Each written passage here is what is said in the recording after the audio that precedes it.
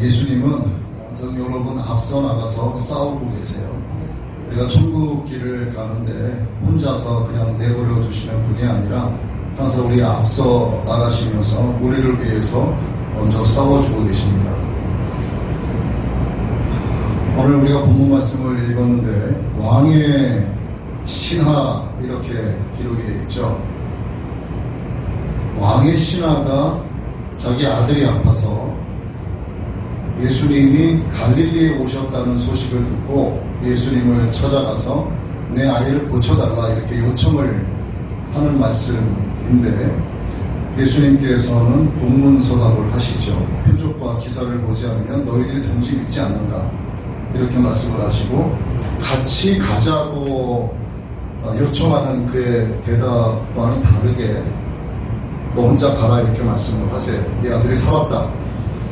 그런데 예수님의 말씀을 믿고 그가 돌아갔어요. 혼자서. 이게 자기 아들이 지금 죽음의 위기에 처해 있는데 예수님께서 같이 가주시면 얼마나 좋겠어요. 그런데 가라고 하시는 그 말씀 한마디만을 믿고 자기가 왔던 곳으로 다시 돌아가게 됩니다. 그가 도대체 예수님에 대해서 어떠한 신뢰를 갖고 있었고 예수님이 어떤 분이신지 어떻게 알고 있었길래 그 믿음 하나만을 가지고 예수님의 말씀을 믿고 돌아갈 수 있었을까? 요즘 세상을 불신의 시대다 이렇게 이야기하죠. 그래서 냉소주의가 팽배하다 이렇게 우리가 이야기하고 있습니다. 가정에서도 마찬가지고 또 직장에서도 마찬가지예요. 굉장히 차갑죠. 서로가. 너는 너, 나는 나 이렇게 살아갑니다. 교회에서도 마찬가지예요. 우리야 워낙 교회가 작고 또 우리 성도분들도 수가 많지 않기 때문에 이런 개척교회, 작은 교회에서는 그런 게 조금 덜하지만 큰 교회 같은 경우 있죠. 수천, 수만 이 정도 되는 교회, 몇백 명까지는 아니더라도 그런 교회에도 역시나 냉소주의가 좀 흐르고 있습니다. 그래서 오히려 많은 사람들이 그런 곳으로 가는지도 몰라요. 예배에 빠져도 연락 안 오고 뭐 뒤에서 이렇게 잠을 자도 별로 티도 안 나고 간섭받는 거 싫어하고 나에게 연락 오는 거 싫어하고 찾아오는 거 싫어하고 이렇게 해서 교회에도 그런 냉소주의가 많이 흐르고 있습니다. 또 서로가 서로를 믿지 않고 신뢰하지 않고 있기 때문에 교회 내에서도 이 불신이 굉장히 팽배해져 있는 그런 상황이죠. 이게 개인주의가 심해지다 보니까 이기주의가 극대화가 돼가고 있는 거죠. 요즘 시대가 그렇습니다. 그래서 불신의 시대다, 냉소주의 시대다 이렇게 이야기를 하고 있죠. 이 관계성의 문제가 좀 심각해지죠. 이게 상호 불신의 문제 때문인가 아니면 자기 중심적인 사고 때문인가 뭐 어떤 이유가 있지 않겠어요. 그리고 하나님 말씀에도 기록이 되어 있지 않습니까? 마지막 때가 되면 남을 사랑하는 것이 아니라 자기를 사랑한다 그러죠. 자기를 사랑하기 때문에 자기를 위해서 사는 거예요. 그래서 냉소주의가 되고 개인주의가 심화되고 그렇기 때문에 이기주의가 팽배해지는 겁니다. 이게 세상의 마지막이라고 하는 단편적인 증거라고 볼 수가 있겠죠. 어떻게 해야 그러면 우리가 상호 신뢰할 수 있고 어떻게 해야만 주님을 신뢰하고 믿고 의지하면서 우리의 믿음을 지켜나갈 수 있는가 하는 문제에 결국 믿음의 문제인데 예수님께서 마지막 시대에 내가 믿음을 보겠느냐 말씀을 하셨는데 참 이 믿음을 지켜내는 것이 쉽지가 않습니다. 믿음의 여러 가지 법칙이 있는데 오늘 말씀을 통해서 하나님께서 우리에게 어떤 믿음의 법칙을 말씀해 주시는지를 여러분들 잘 한번 들으시길 바라요. 주후 30년경이죠. 갈릴리의 가나 지역에서 예수님께서 첫 번째 이적을 베푸셨죠. 물이 포도주가 되게 하셨고 근심 많았던 그 집에 포도주가 떨어져서 포도주로 변하게 하시면서 기쁨을 회복시켜 주셨던 곳이 이제 가나였죠. 근데 어떤 왕의 신하다 이렇게 성경에 기록이 되어 있는데 예수님 태어날 당시에 헤롯 대왕이 전체를 통치를 하고 있었는데 헤롯 대왕에게는 아들 넷이 있었어요. 그래서 아들 네 명에게 똑같이 분배를 해서 지역을 통치하게 되었습니다. 이 갈릴리 지역을 통치했던 왕이 헤롯 안디바였어요. 근데 헤롯 안디바도 그랬고 헤롯 그 아버지인 헤롯 대왕도 그랬고 참 못된 아주 악의적인 그런 왕이었죠. 그 왕의 신하로 추정이 되는데 어디에 있었냐 하면 가버나움에 있었다 이렇게 기록이 되어 있죠. 당시에 가버나움은 로마 부대가 주둔을 하고 있었던 곳입니다. 그리고 거기에는 큰 세관이 있었어요. 그래서 왕의 신하라고 기록이 되어 있는데 이 사람이 군대의 장교쯤 되는 사람인지 아니면 세관에서 근무하고 있었던 사람인지는 알 수가 없어요. 어쨌든 왕의 신하다 하는 대명사로만 기록이 되어 있습니다. 그런데 그 사람의 아들이 좀 많이 아프다고 해요. 그런데 갈릴리에 예수님께서 예루살렘에서 이렇게 오셨다라는 소식을 듣고 예수님을 찾아가기로 마음을 먹고 예수님께로 향합니다. 예수님 계신 곳까지 가버나움에서 가려면 약 한 30km에서 30km 초반대 한 32km 정도 되는 거리인데 말을 타고 갔는지 아니면 부지런히 걸어갔는지는 알 수가 없어요. 걸음걸음으로 쉬지 않고 빠르게 걸어가게 되면 군대에서 행군을 할 때에도 보통 1시간에 4km 정도 또 빨리 걸으면 5km 정도를 걷게 되는데 한 번도 쉬지 않고 단숨에 갔다면은 최대한 걸어서 갔을 때 6시간 정도를 부지런히 걸어야 되는 상황인데 사람이 그렇게 갈 수가 없죠. 낮에 얼마나 뼈뼈치 뜨겁고 목이 마르고 지치고 쉬엄쉬엄 가야 되기 때문에 최소한 10시간 이상 걸렸을 것으로 추정을 하고 있습니다. 그렇게 해서 힘겹게 예수님을 찾아가요. 그의 마음에는 이제 예수님만이 소망이었습니다. 세상에서 이러한 방법 저러한 방법을 다 써서 자기 아들을 고쳐보려고 애를 썼는데 방법이 없는 거예요. 그래서 그가 예수님에 대해서 들었던 소문으로 마음에 어느 정도의 신뢰가 있었죠. 그래서 예수님만을 소망으로 삼고 예수님을 향하여 가게 됩니다. 이게 뭔가요? 믿음은 바라는 것들의 실상을 이 사람이 지금 행하고 있는 거죠.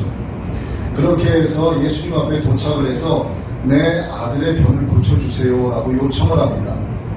오늘 우리 본문 말씀에는 2번 고쳐달라는 말씀이 기록이 되어 있는데 이걸 헬라어의 의미로 보게 되면 2번만을 요청하는 게 아니에요. 거듭 요청을 한 겁니다. 그러니까 헬라어로 봤을 때 헬라어의 문법을 보면은 이게 미완료 시제입니다. 그래서 계속해서 요청을 한 거예요.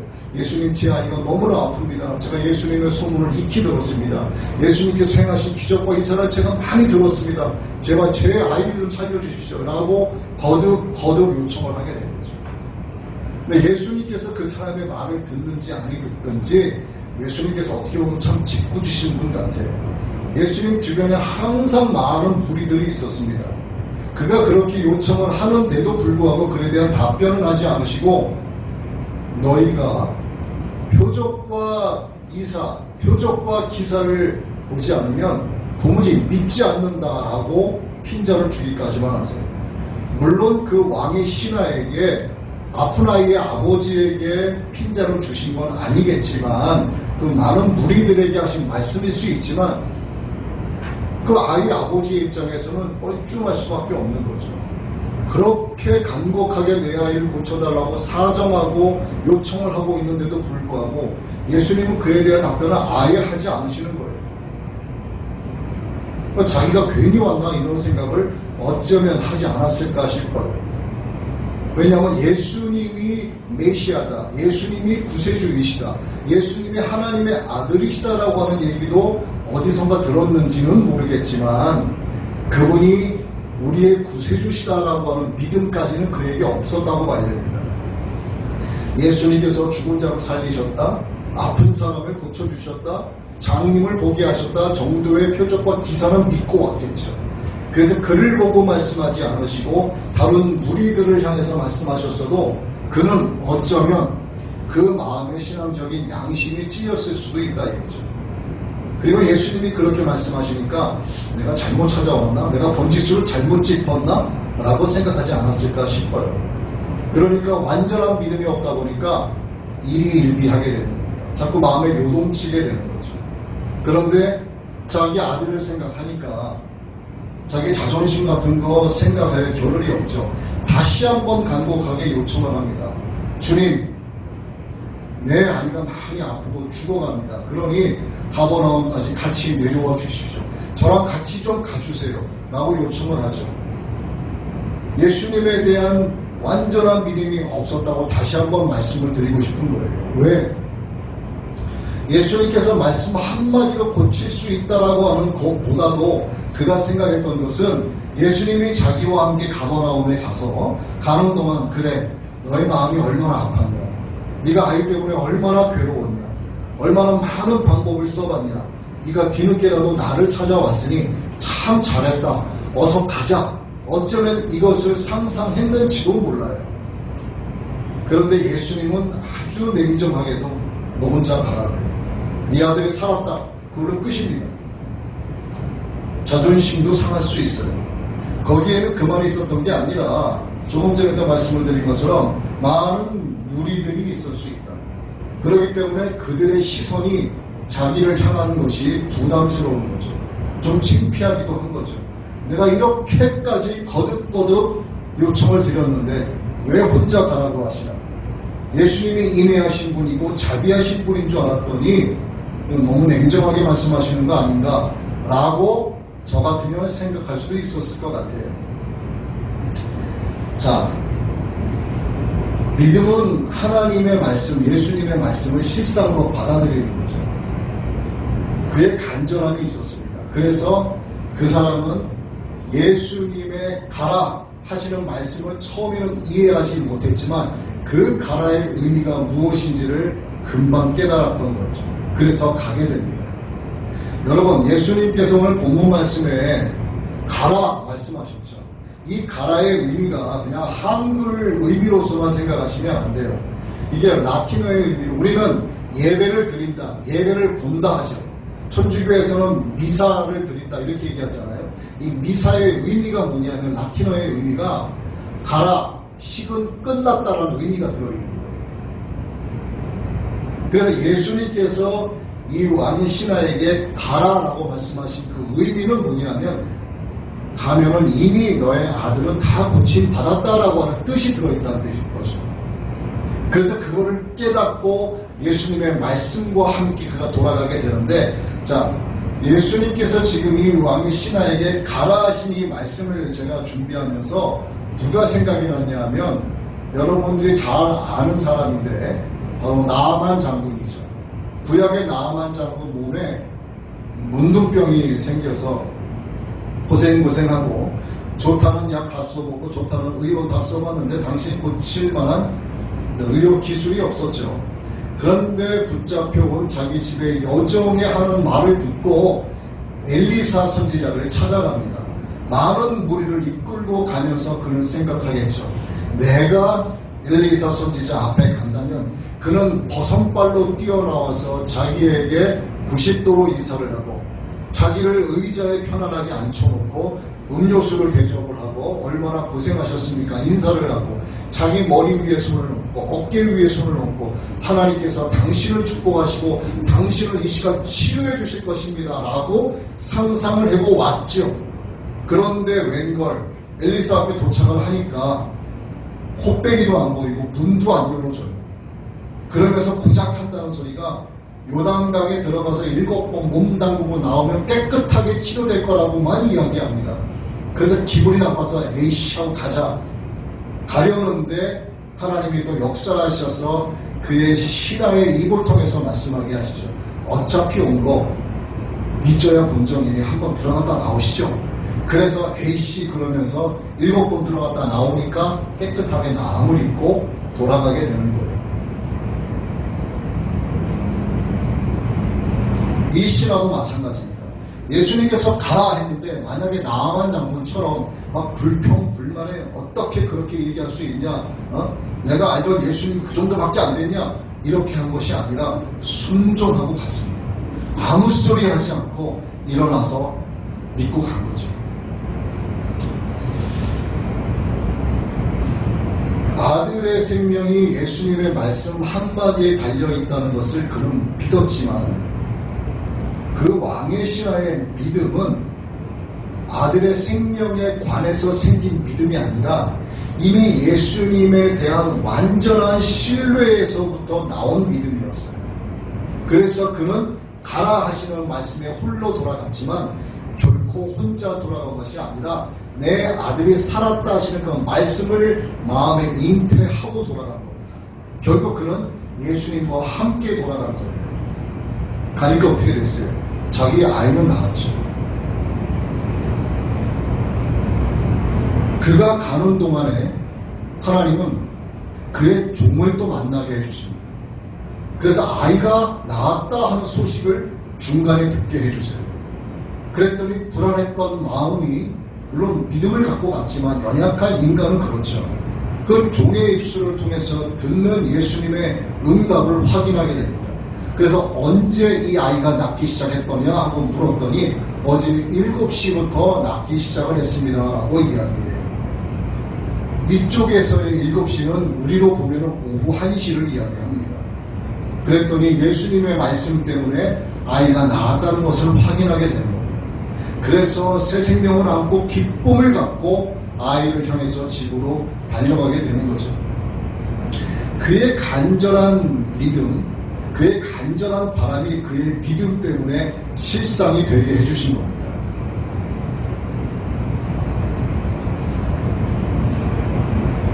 이 아이의 아비가 믿음으로 되돌아갈 때 다시 건강한 아들을 보게 되죠. 중요한 것은 이 일로 인해서 그의 온 집안이 예수님을 믿게 되는 겁니다. 예수님에 대해서 들었던 신뢰 수준이 아니라 예수님께서 메시아이시며 신이신 것을 믿게 되는 거예요. 이 말씀을 준비하면서 생각나는 복음성가가 있었는데 작은 불꽃 하나가라는 복음성가예요. 작은 불꽃 하나가 이 아이 아버지의 마음에 피워지기 시작하는 겁니다. 큰 불을 일으켜서 그 불에 모든 사람들의 몸을 녹이듯이 예수님의 사랑을 한 번 체험하게 되면 세상에 나가서 그 사랑을 전하고 싶어지는 거죠. 심지어는 산 위에 올라가서라도 예수님의 메시아이시고 예수님의 하나님의 아들이시고 예수님의 은혜로 모든 것이 회복되었다라고 하는 것을 전하고 싶어서 견딜 수가 없게 되는 겁니다. 그래서 믿음은 뭐와 같냐 하면 믿음으로 말미암아 하나님의 은혜를 체험하면 내 안에 복음의 불꽃이 피어나기 시작한 것과 같은 거예요. 그래서 결국 가나에서도 예수님께서 물이 포도주가 없어서 물로 포도주로 변하게 하시기 전까지 근심하고 있었던 것을 포도주로 변하게 하시면서 다시 잔치의 기쁨으로 회복시켜 주신 것처럼 이 가버나움에서도 역시나 아이 때문에 기쁨으로 살다가 아이가 아파서 고통받으며 살다가 다시 믿음으로 말미암아 이 가정의 기쁨으로 회복을 시켜 주신 겁니다. 그래서 믿음은 뭐다? 믿음은 바로 기쁨으로의 회복이다. 이렇게 말씀드릴 수 있는 겁니다. 오늘 우리는 어때요? 우리도 하나님께 기도합니다. 여러 가지 기도 제목을 놓고 이런 기도, 저런 기도 다 아뢰면서 기도하는데 하나님의 응답이 없을 때가 있어요. 내가 응답을 받기 원해서 그 응답을 우리는 표적과 기사로 생각할 때가 있습니다. 그 예수님 말씀대로 기도에 대한 표적과 기사가 나에게 보이지 않으면 내가 기도한 대로 어떠한 응답이 주어지지 않으면 하나님은 내 기도를 듣지 않으신다.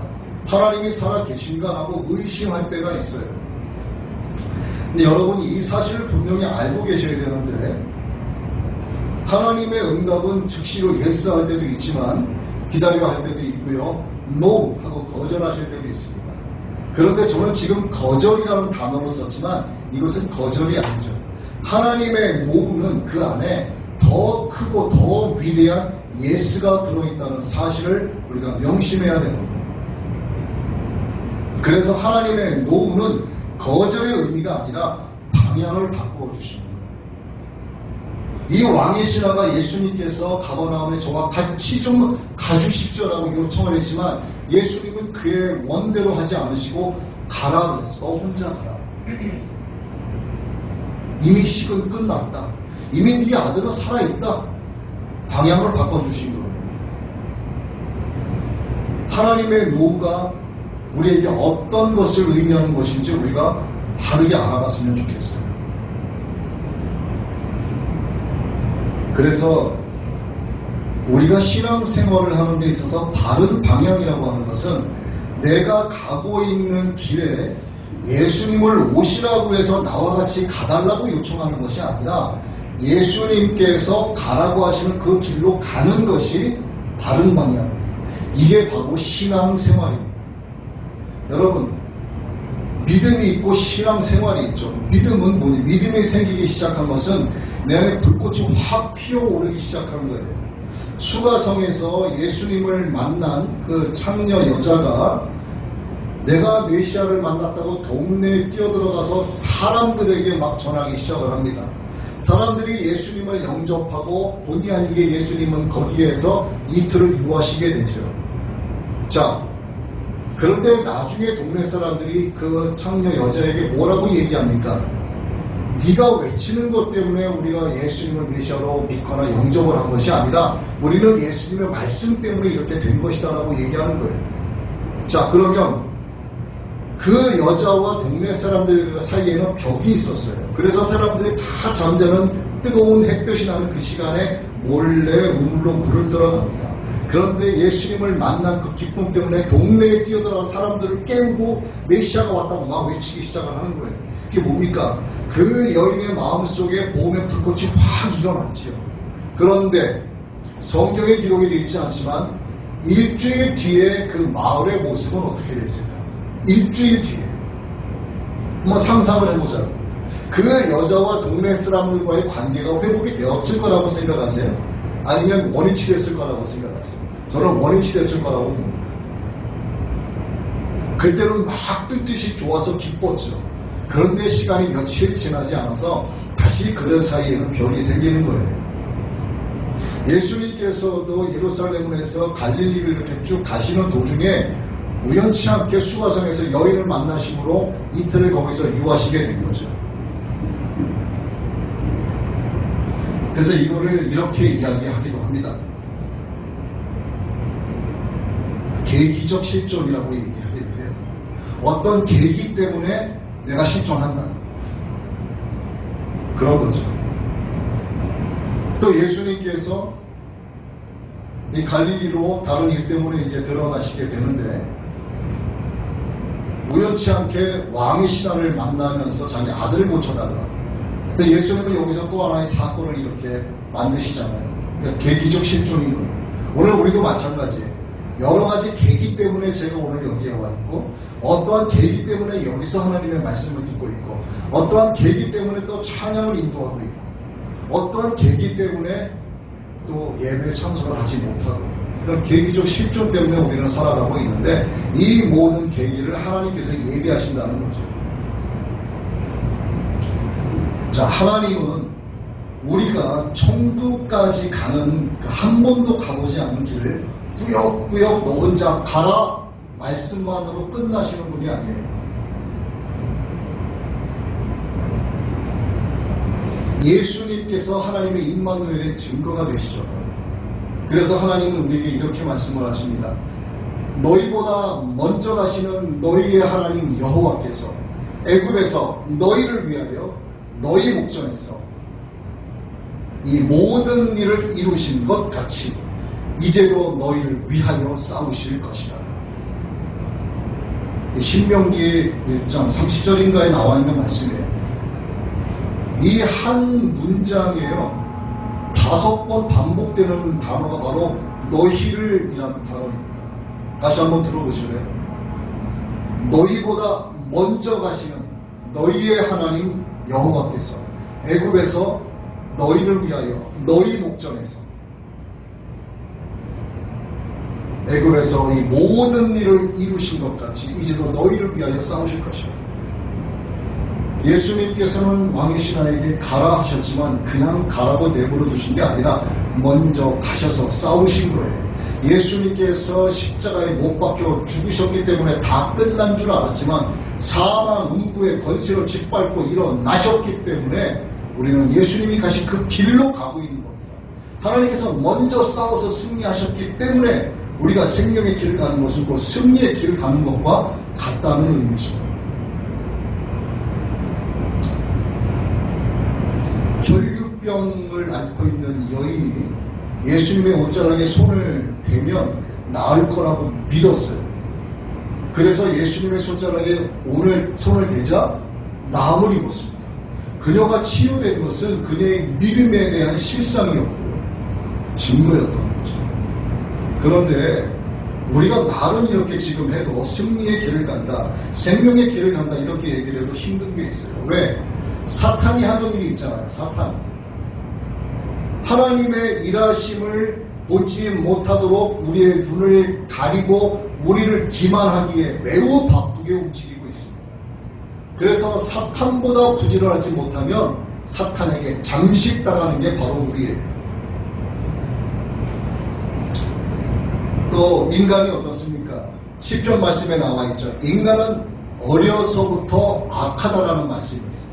인간은 어려서부터 악하기 때문에 악의적 소욕을 품고 있어요. 그래서 하나님의 능력의 빛을 자꾸 꺼버리려고 합니다. 그러한 본성을 가지고 성장을 하는 거예요. 그러한 본성이 함께 성장되고 있기 때문에 우리의 믿음을 성장시키기가 쉽지 않은 겁니다. 그래서 사탄이 우리를 기만하는 그 부지런함보다 더욱더 부지런하게 움직여야 된다는 거죠. 그런데 어떻습니까? 우리 당연함의 세계에서 살고 있어요.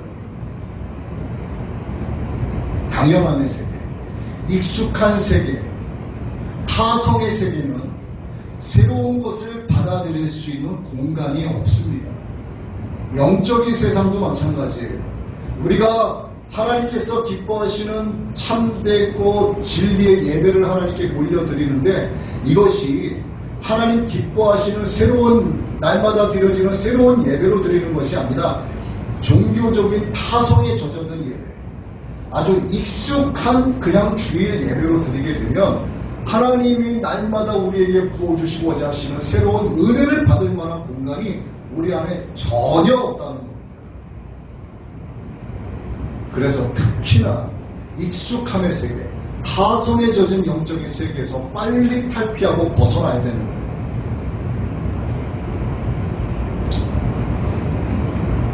여기에서 벗어나지 못하게 되면 하나님을 의심하게 되고 말라 부서져 바람 불면 그 흔적조차 없어져 버리는 그런 나뭇잎처럼 자기와 똑같은 그런 가련한 인생들을 막 후비고 찾아다니면서 그들 앞에서 아쉬운 소리하고 그들 앞에 손을 내미는 거예요.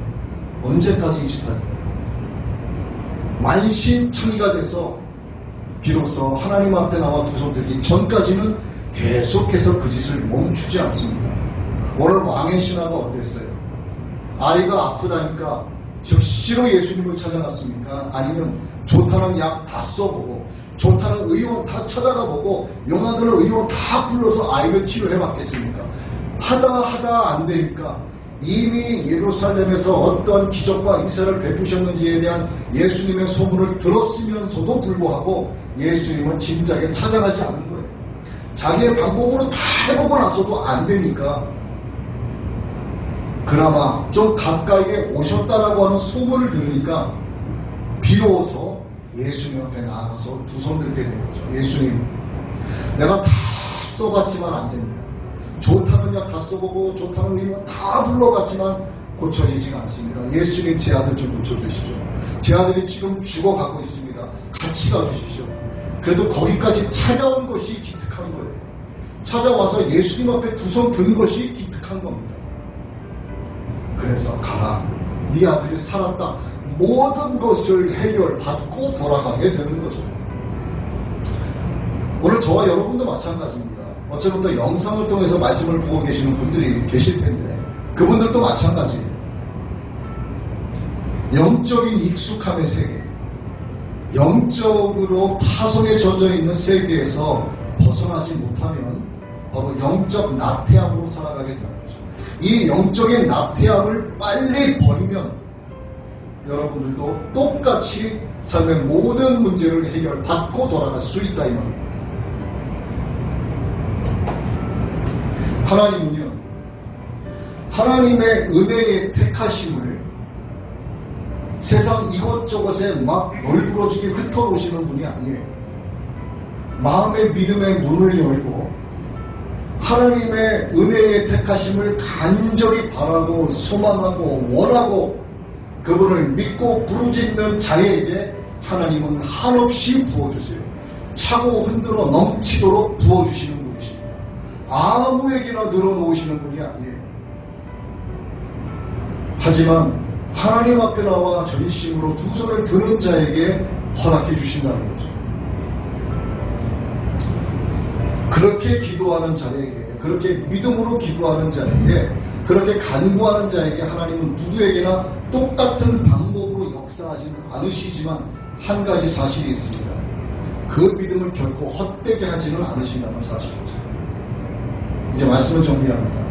믿음은 내 존재가 무엇인지에 대한 결론이 이미 나 있는 상태에서 고백되어지는 하나님을 향한 자기 부정의 결심입니다.